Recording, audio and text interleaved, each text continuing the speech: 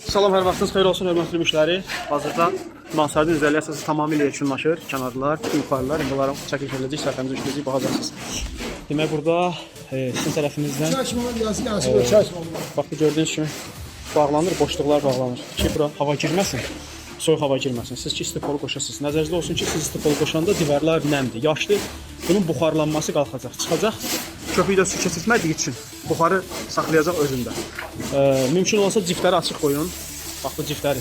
Əvvəl qoşanda istipolu ciftləri açıq qoyun ki, çünki bura havalansın. Çünki bu beton nəmdir. Rütubətli bu əlbəttə ki, isti dəyən kimi qalxacaq yuxarı. Ciftləri belə açıq qoyun 2-3 gün. Amma istipol işləsin. Ondan sonra tam olaraq qurusun. Quruyandan sonra pəncərələri bağlayın. Və ondan sonra burada istilikdən çıxmasından söhbət gedə bilməz.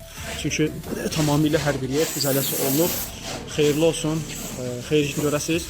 İnşallah yeni layihələrində görüşmək ümidi ilə.